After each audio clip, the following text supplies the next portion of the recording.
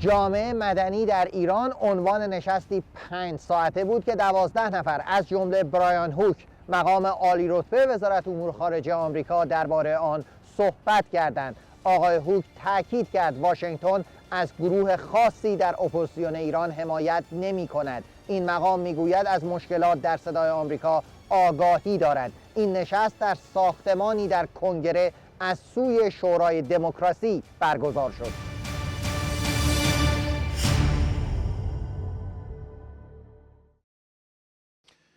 آقای بهروان، شما یکی از سخنرانان امروز بودید در پنل مربوط به رسانه‌های مستقل و گردش آزاد اطلاعات. بسیاری شما را از طریق صدای آمریکا میشناسند که البته دیگر در اونجا نیستید. شما با سازمانی امریکایی به نام شورای دمکراسی یا دمکراسی کانسل کار میکنید که برگزار کننده نشست امروز بود. لطفاً کمی درباره این سازمان و اهداف آن با ما صحبت کنید. سازمان شورای دمکراسی یک سازمان مردم نهاد هستش که در آمریکا فعالیت میکنه. در کشورهای مختلف پروژه‌های مختلف داره، از پروژه‌های تقویت جامعه مدنی گرفته تا تقویت رسانه‌های مستقل، آموزش شهروند خبرنگارها، آموزش خبرنگارهای حرفه‌ای، آموزش قانونمداری در کشورها و پروژه‌هایی که میتونه زیرساخت جامعه مدنی رو در کشورهای مختلف بهبود ببخشه.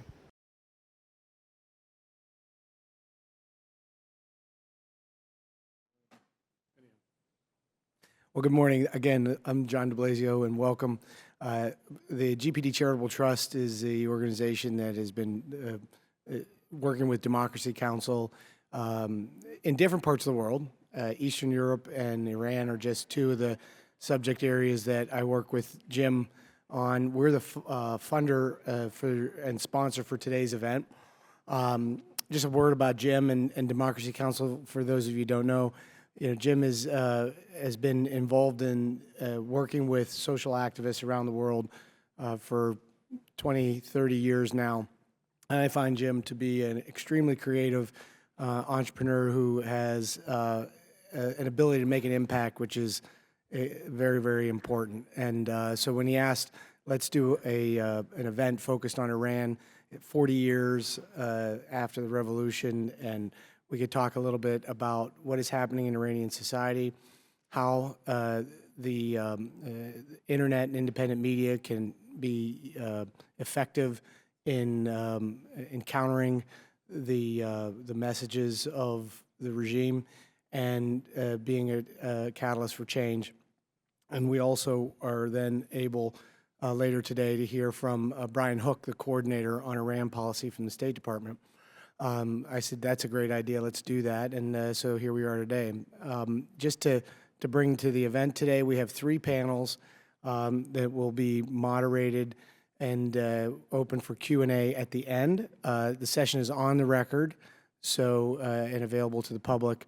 And then we'll have, as I said, a keynote at the 12 o'clock hour with Brian Hook. So thanks a lot for coming again today. And Jim, thanks for putting this together. I hope this is a great day. I want to talk about some historical backgrounds about the media landscape in Iran. And many people believe that foreign intervention is not effective in many countries. But I want to talk about a form of foreign intervention that is both welcomed and necessary.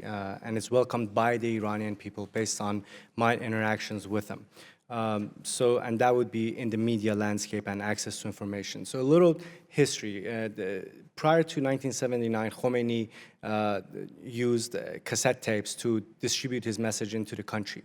So his followers would actually duplicate those cassette tapes and distribute and share amongst their friends and followers and family members.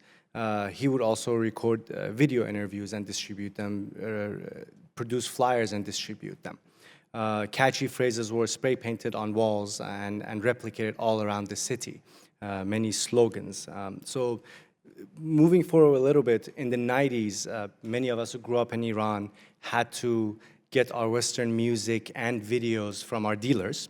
in the underground network. We would actually go to our dealer and say, I want this video, or they'll come to our house with a briefcase filled with VHS tapes and CDs and so on, and then we would rent or buy them. So that was the situation. So I can say with confidence that the grandfathers of Netflix and Napsters are Iranian, I would say. So it was only with the start of satellite broadcasting that the media consumption and access model was disrupted in a good way for us. The government tried to jam satellite signals. They tried to confiscate satellite dishes. They would even raid people's houses and impose harsh punishments for people who owned receivers. But none of it worked. Satellite use passed a critical mass, and the government wasn't able to continue the expensive jamming of the signals.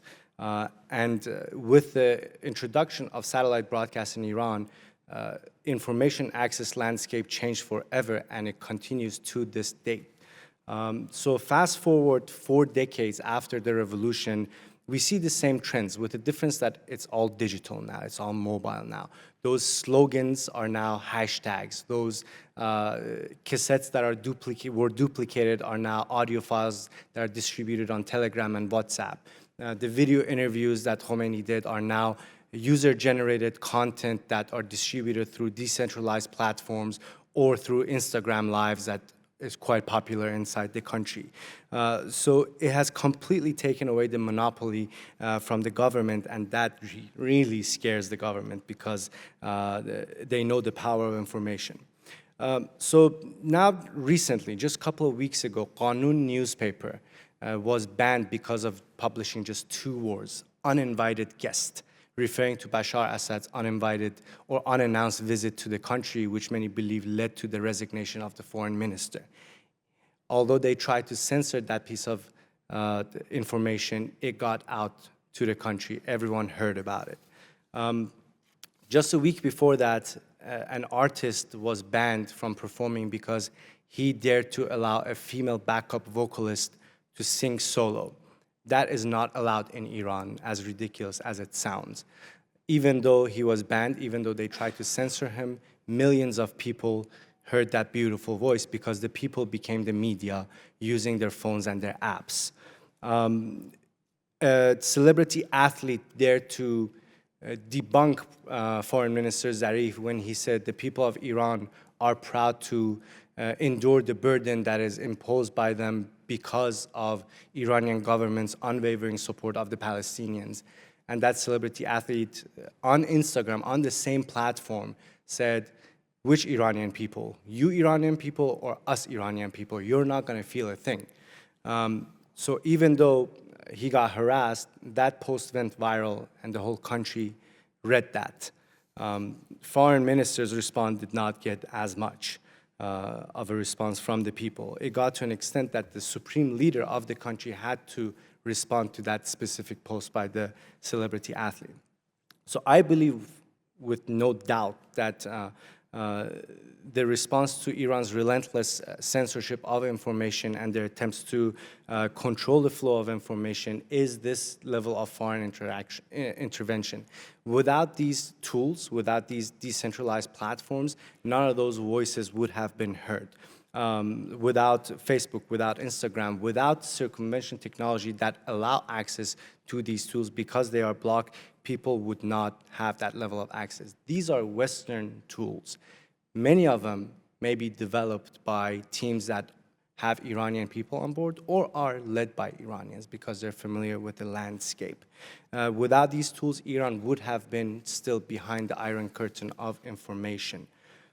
So just like the government attempted to prevent people from accessing satellite, they tried to do that with these tools as well. But I would say they have failed to do so far.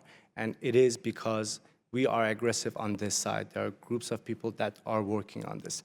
So we need to make sure that we continue doing this and make sure it stays this way. The Iranian government spent significant resources on repressing its people and funding tools to censor the web. On this side, we need to make sure that we're up to date and have the latest technology and independent media platforms that would enable people to continue access information. Because the government knows with that level of access to information, people would learn about advocacy skill. People would learn to point to the corruption of the government. People would learn how to hold their government accountable. And these are not the things that the Iranian government is fond of.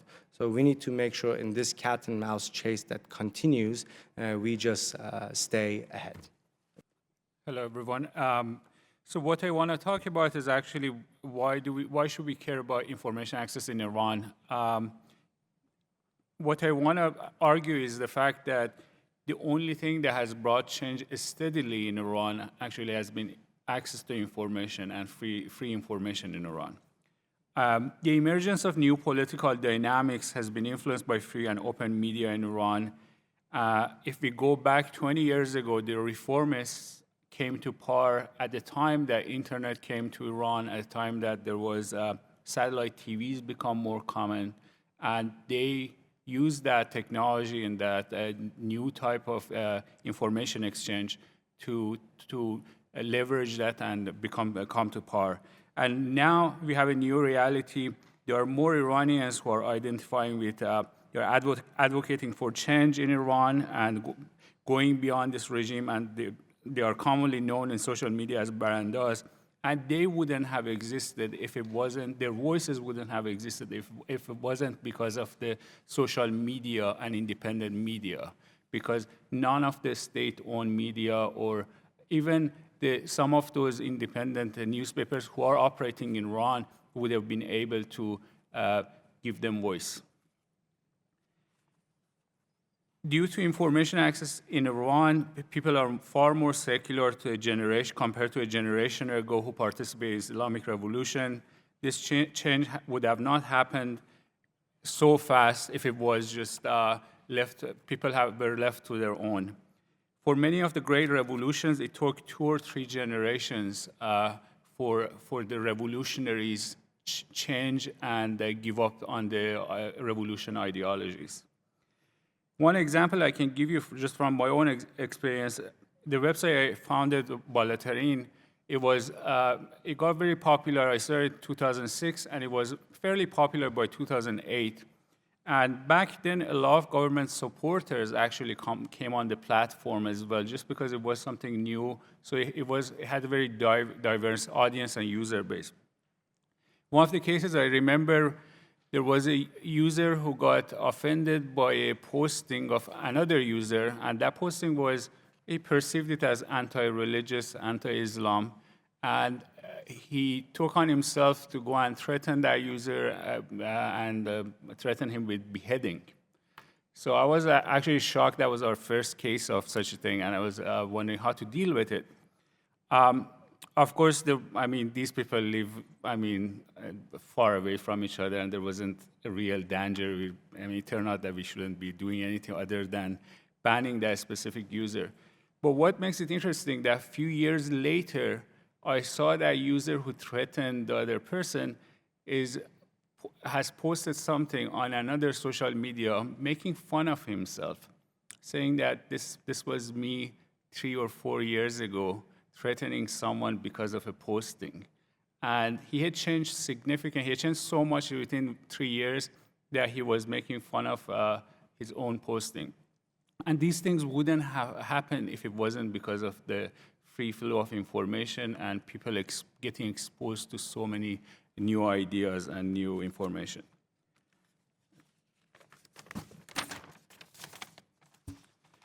So the government of Iran is, of course, aware of this, and they want to slow down the change. They are not going to be able to stop the change, but they are trying their best to slow down the change.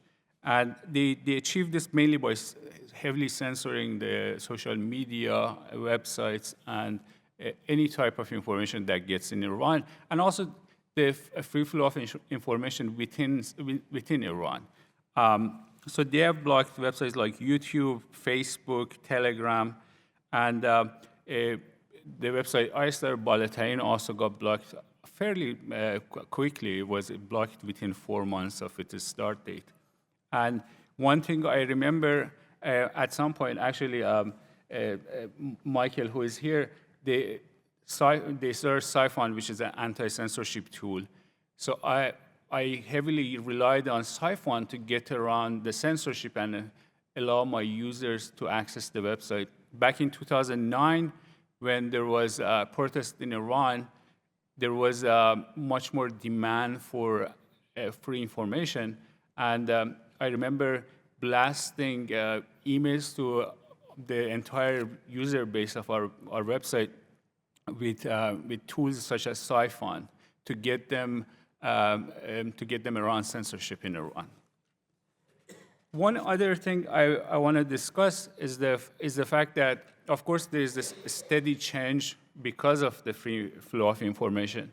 But there are times that something happens in Iran, there are major protests, there are major events, and at those times, there is a need for a different strategy.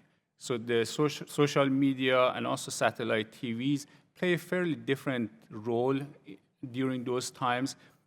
At normal times, their impact is mostly changing people's opinions fairly slowly. But at those critical times, it's about where people are going to meet for the next demonstrations, where people are going to, how are they going to get the images, the videos, and that kind of information outside of the country. So the role of media changes significantly during those times. And so far, what I see is that actually there hasn't been enough planning for those times. One of the projects that I started several years ago in that direction is a project to deliver content in Iran through satellite TV platforms, but sending files. And I believe we need more of such projects to be able to get around that sort of censorship in Iran.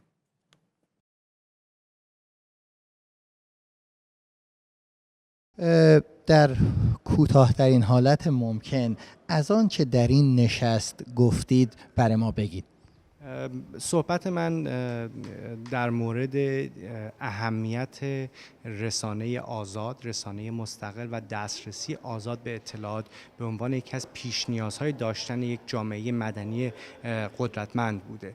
شما هیچ کشوری رو نمی‌بینید که بدون داشتن رسانه آزاد و دسترسی آزاد شهروندانش به اطلاعات بتونه یک دمکراسی قدرتمند داشته باشه، یک جامعه مدنی قدرتمند رو داشته باشه.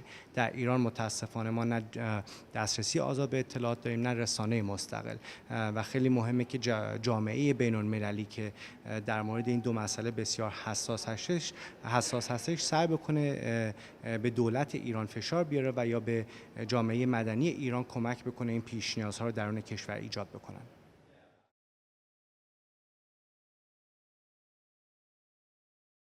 Hi everyone.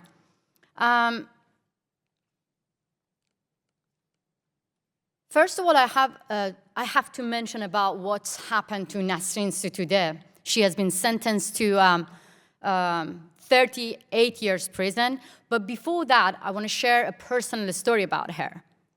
When I launched my Stealthy Freedom 5 years ago to fight against compulsory hijab, many people, even feminists and women's rights activists inside and outside Iran, were making fun and mocking us, patronizing us, didn't take us serious. And they were thinking that there are so many bigger problems. Why you focus on hijab issue? Why you care about a small piece of cloth? And Nasrin Sotoudeh was the only woman within the society, only women's rights activist and the only lawyer within the society sent a letter and officially supported our campaign. She knew that would put her in danger. She risked her career, but she supported my Stealthy Freedom movement. That was from the beginning. So after 5 years, now it's not a stealthy anymore. Everybody know about my Stealthy Freedom, and everybody talk about hijab issue and hijab protest in Iran. Even the president of Iran, who was challenged by one of the picture of my Stealthy Freedom in France. Even Javad Zarif, who was challenged by many journalists, and he said, hijab is our culture, which I'm going to get back to this. But so having Nasrin Sotoudeh in our side helped us to be strong and to be more powerful. Right now, when she represented many people, women rights activists, including White Wednesday's activists and the Girls of Revolution Street. When I received a death threat here, Nasrin Sotoudeh accepted to represent my case as well. So right now, when she has been sentenced to 30-year prison, the European Parliament condemned that. Isn't that very slow? When it comes to women's rights in Iran, the European Parliament, Western feminists, they are very slow. So that's why my presentation is going to be about why, for 40 years, this small issue, compulsory hijab, has remained for 40 years, although the fight within the society and the movement against compulsory hijab hasn't started just recently. Iranian women's rights activists, maybe they didn't recognize this as an important issue, but Iranian women within the society have been fighting against compulsory hijab for years and years. So when burkini ban happened in France, less than a month, burkini ban was suspended. Why? Because the whole world were united. They were together to condemn burkini ban in France.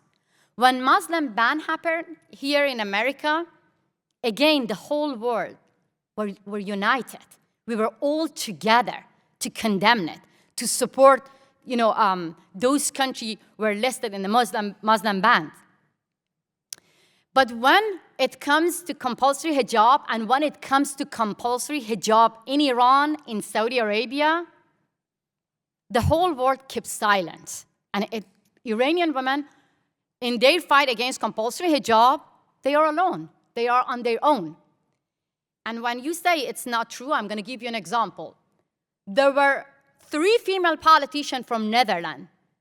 They went to Iran the same day when one of the women of White Wednesday's movement put the headscarf on a stick and waved it in public, Shaparak Shajarizadeh, when she got arrested, the same day, there were 3 female politicians from Netherlands in Iran obeying compulsory hijab law only 2 minutes?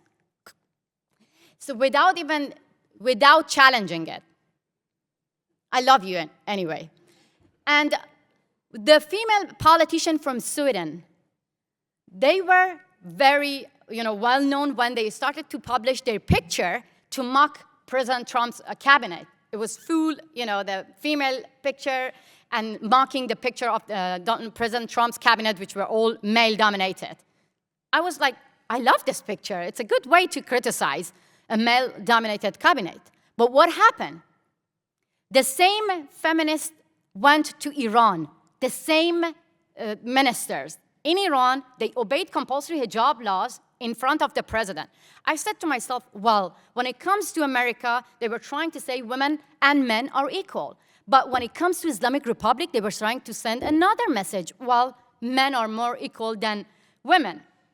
So I started to challenge them. So always they leave Iranian women's rights activists alone because they have 5 arguments, which I don't have enough time, I'm going to just list them. First, they say compulsory hijab is a small issue. You must be kidding me. Because for this small issue, even Michelle Obama, the First Lady, all the high representatives of European Parliament will be kicked out from the airport. Nobody can say that making decision about my body is a small issue. And more important, this. I'm not fighting for a small issue. We are fighting for our dignity. And I am 100% sure if you come here and the condition for you to attend to this meeting was this, just change your dress code and wear the one that we want, you won't say this is a small issue. So the female politicians who go and visit to Iran, the tourists, the athletes, actresses, all of them, when they go to my beautiful country, they say that this is a cultural issue. We wear it out of respect to the culture of Iran. Let me be clear with you. Calling a discriminatory law as part of our culture, this is an insult to a nation. Because before the revolution, women were free to choose what they wanted to wear. But more important than this, culture is flexible. Culture changes by generation, and culture changes within the society, and those women who sacrifice their, careers, their lives, and their, everything to challenge a bad culture. So another argument, they say that this is a domestic issue. This is an internal matter. It's wrong. It's a big lie. Because it's not about the women inside Iran. Or as far as the government of Iran forced all female politicians, all female athletes to cover themselves while they visit my beautiful country. So this is about all of us. This is not about Iranian women within the society. So when you come with the argument of like, we don't want to save the women inside Iran because of, the Orientalism or white savior complex, I have to say that we don't want the Western feminists to come and save Iranian women. We want to save them from a misunderstanding about our culture and make them understand that human rights, especially women's rights, it's not an internal matter. It's a global issue. And last one, Islamophobia. They say we don't want to touch hijab issue because we cause Islamophobia. That is wrong. We are not the one causing Islamophobia. All the Sharia laws, which count me like second-class citizen, from the age of 7, I have to carry the most visible symbol of oppression on my body. From the age of 7, I am the one actually representing the most oppressive regime. This is causing Islamophobia. The law lashes me for taking off my headscarf. The law actually put me in prison. The law sentenced Nasrin Sotoudeh to 30 years of prison. The law actually kicking us out from school, education, and work. These are causing Islamophobia, not us. And I want to say that these all arguments are wrong. And if you really care about human rights, Islamophobia, and cultural change and human rights, you have to understand you cannot leave Iranian women activists, left behind and alone and wait when they are in prison, just condemn it. Last point. Recently, the UN elected Iran to judge about women's rights complaints. How ironic. We have a lot of complaints. Within a year, 3.6 million women were warned, sentenced, and sent to the court just because of having inappropriate hijab.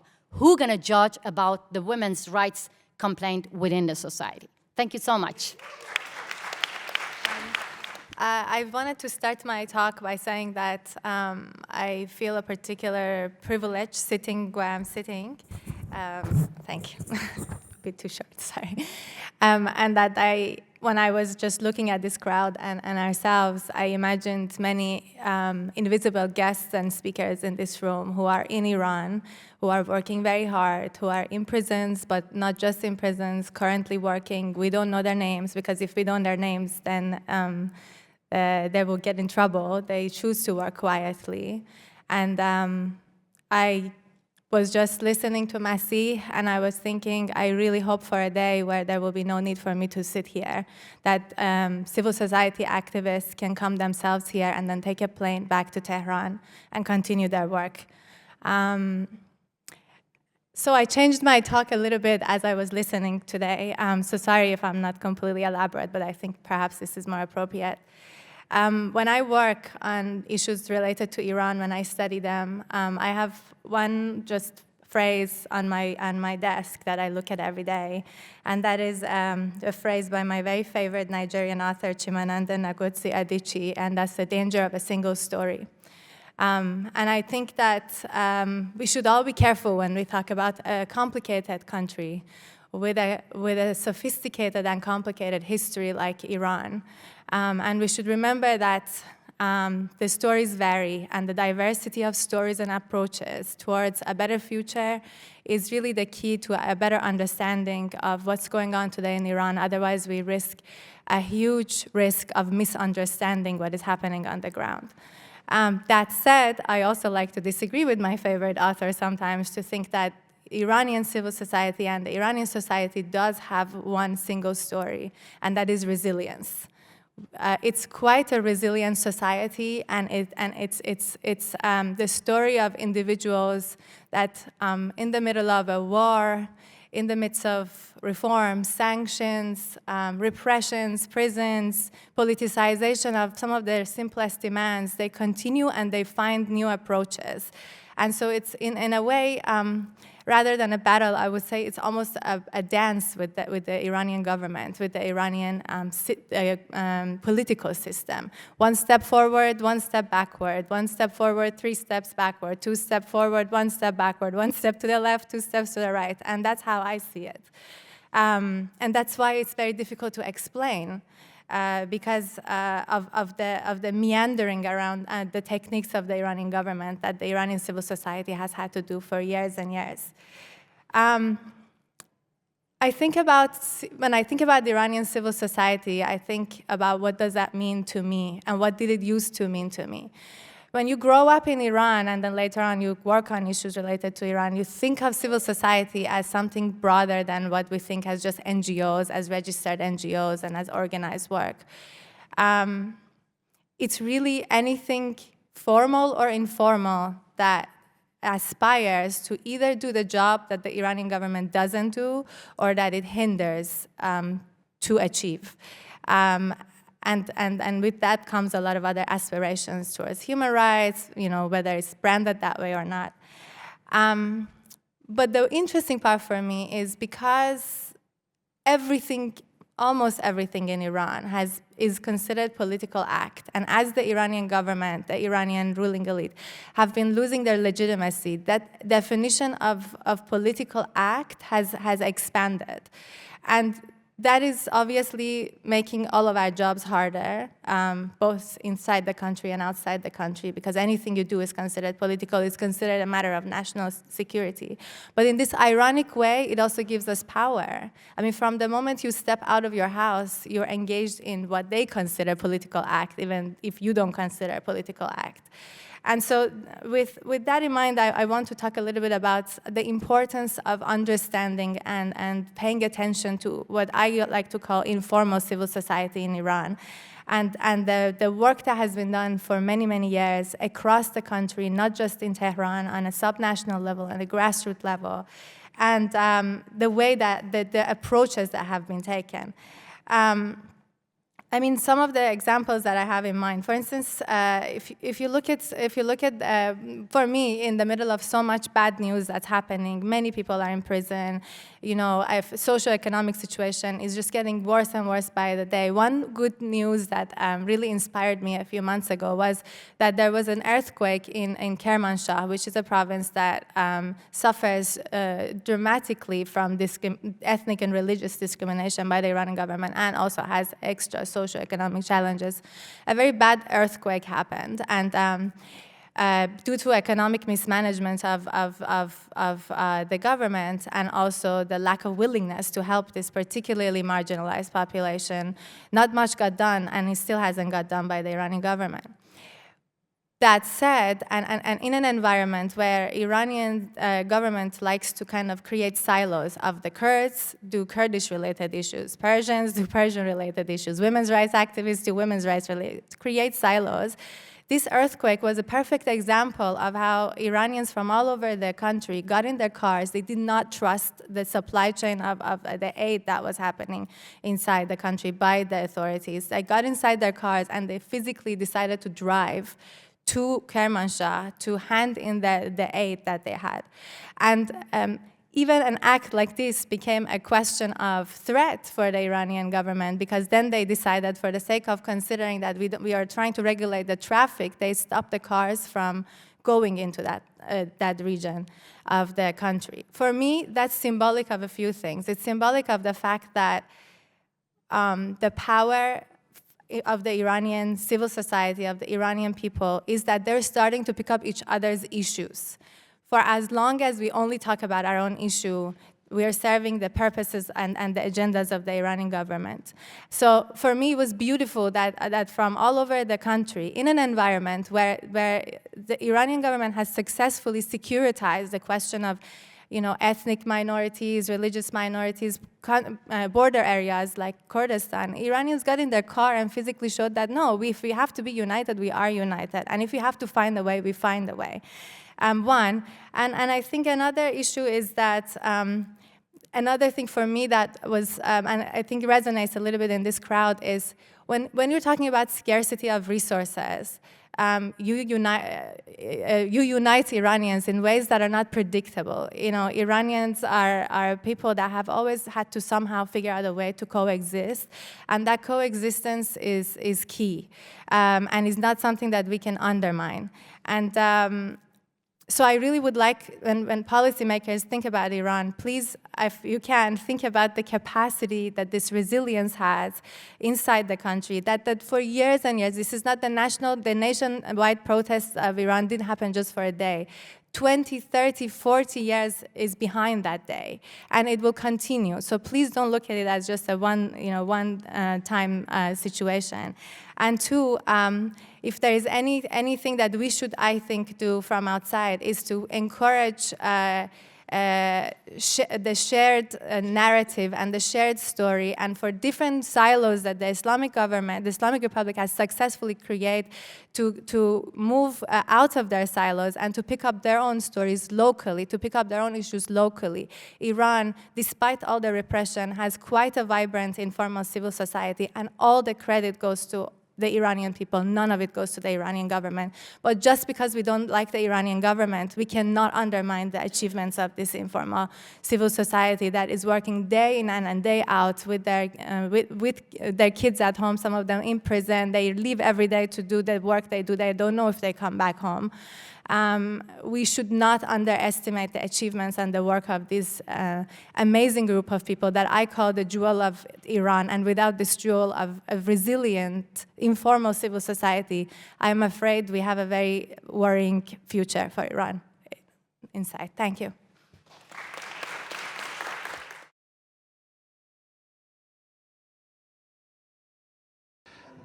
آقای اسکویی، به عنوان کارشناس ارشد شورای آتلانتیک در واشنگتن، جمع‌بندی شما از نشست امروز چیست؟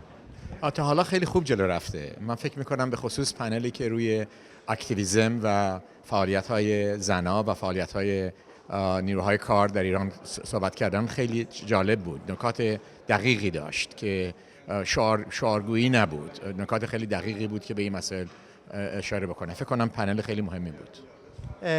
اگر شما بخواین اون موارد اصلی رو برای ما بیان بکنید که مطرح شد که از دید شما حائز اهمیته، چه خواهید گفت؟ یکی این که به هر حال جامعه مدنی ایران لزوما در حالت رسمیش نباید نگاه کرد، حالت غیر رسمیش هم میشه نگاه کرد. اونچه که تو عمل مردم دارن میکنن. یکی از پنالیست‌ها گفتن که مردم با اومدن راه رفتن تو خیابون، به خصوص زنان، نشون میدن که در یک عمل سیاسی قرار میگیرن، دارن یک کار مدنی انجام میدن و این مسئله خیلی مهم هست. این که مسئله ندادن حقوق به کارگران چقدر مسئله جدی شده و کارمندان چقدر مسئله جدی شده و به یک مسئله حقوق بشر داره تبدیل میشه، مسئله ظاهرا فقط اقتصادی. این مسئله خیلی مهمیه. این که مسئله حجاب چرا میتونه یک مسئله جدی در جامعه ایران باشه، خب و شده و به یکی از مسائل جدی تبدیل شده، و اینکه و چگونه رژیم شاید اصلا قادر نباشه جوابی براش داشته باشه. همه اینا خب مسائلی است که نشون میده که این میتونه سالهای سال اکتیویسم رو در ایران حفظ بکنه.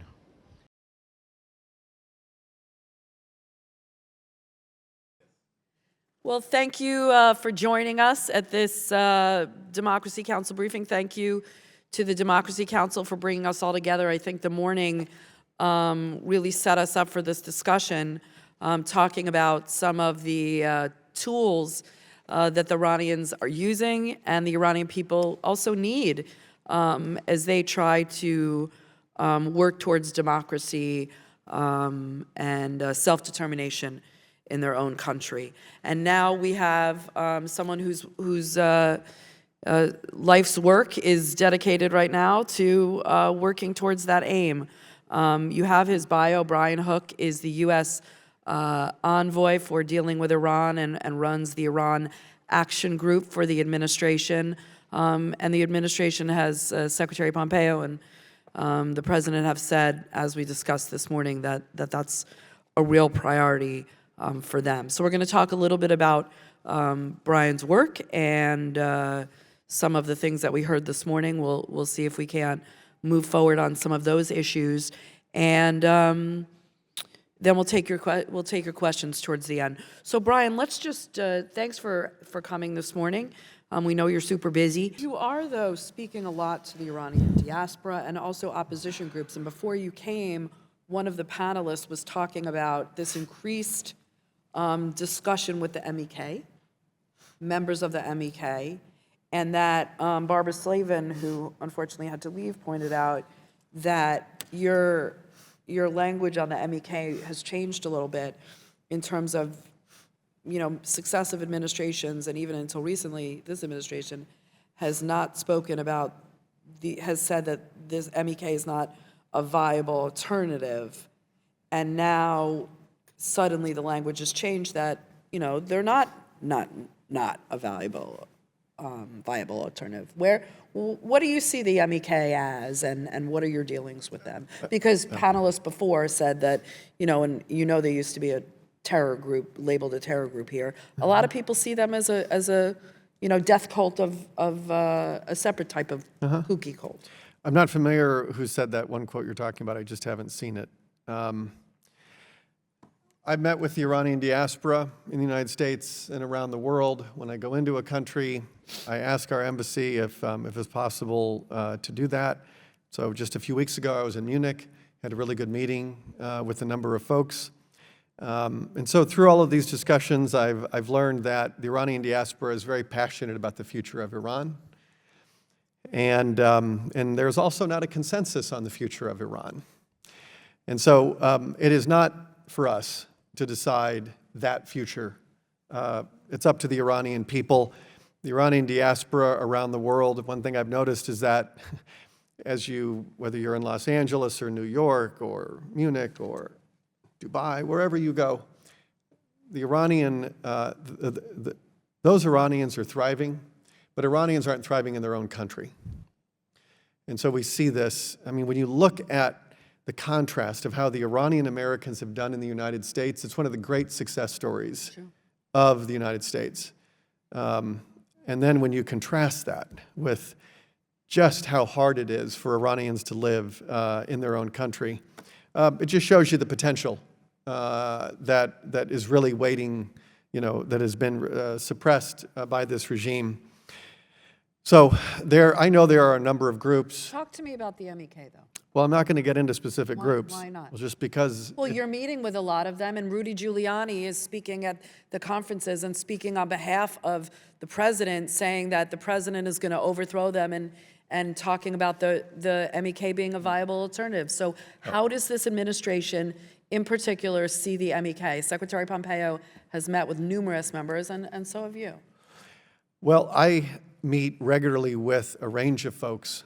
Rudy Giuliani is not a member of the administration. Well, he's talking on behalf of, He's not talking on behalf of the administration. He says that he is. I'd have to see the quote. But he is not an official member of the administration. And so we need to make distinctions between a range of folks. And so we should make these distinctions. Secretary Pompeo and others, including myself, have made very clear that we support the Iranian people broadly. We understand that there are a range of groups that all are very passionate and very committed to a better future for Iran. And I think that there's a lot that we can agree on, and I think that we agree on more than we disagree.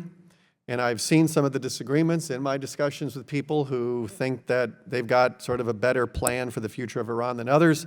That's a healthy debate to have. It's not going to be something where we make the decisions for all the different people and groups and entities and individuals and organizations who all want a better future than what we have now. So I just want to be clear, because maybe people have been misrepresenting your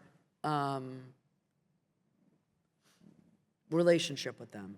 You are saying that you do not see the MEK as the heir apparent Well, I didn't say that. I'm not saying, I'm not giving you any specific views on any, I'm not anointing anybody. It's not our job, it's not our role to anoint anyone. That's going to be something that the Iranian people, we're not going to usurp the role of the Iranian people or the Iranian diaspora, who are stakeholders in the future of Iran. Okay. And that's something which I've heard the debate, I see it, I get it. Happy to continue the conversation. VOA, Persian, has some analytics have shown that it has the lowest, and I'm sorry to our friends here of VOA, has the lowest rating of the Persian media in Iran right now. What do you attribute that to? Perhaps they're distrustful of the United States, even though VOA is an independent organization. Is there anything that obviously it's, again, independent. Is there anything that the U.S. can do to work with some of these U.S.-funded Persian Radio Farda, VOA, to help bring information to the Iranian people? This is probably, I am aware of the complaints. I've heard the complaints.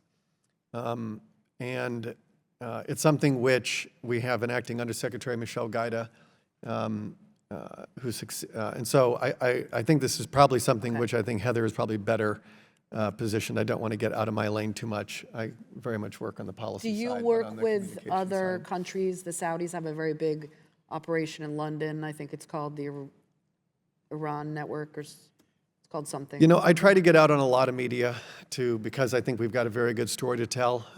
So I'm doing more. But is this a unilateral effort, or are you working with Saudis and Israelis? I'm working with everybody.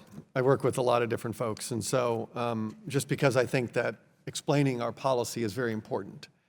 I think. But I mean joint efforts. What do you mean joint efforts? I mean, some of your programs that you're doing, some of your, like your democracy programs or whatever, are you willing to kind of team up with other countries to help on these type of things? Or is this solely a U.S.? I'm looking to Matt McGinnis for some guidance. I'm not sure, but Matt's a policy guy like me. So I think you've asked very good questions. I think that Michelle Gaida is probably who has the file. فکر میکنید نشست‌هایی از این قبیل تا چه اندازه، چون عنوان این نشست جامعه مدنی در ایرانه، تا چه اندازه میتونه به موضوع جامعه مدنی در ایران کمک کنه؟ مطمئن نیستم نشست‌ها در خودشون میتونن کمک جدی در ایران بکنن، چون نشست‌ها متاسفانه به خاطر شرایط ایران در خارج از ایران داره برگزار میشه. اگر در ایران برگزار میشد یا کاملا میتونست از طریق میدیاهایی مثل شما وسیعاً در ایران پخش میشد، متفاوت بود. ولی به هر حال این نشست‌ها مهمه که کسانی که فعال هستند در مسائل حقوق بشر، در مسائل جامعه مدنی رو به گرد هم بیاره، حداقل تجارب همدیگر رو بتونن، چه در صورت فرمالش به صورت پنل، چه در بحث‌های کناری که در پنل ها انجام میشه، بتونن با هم صحبت بکنن و به نتیجه واحد بتونن برسن.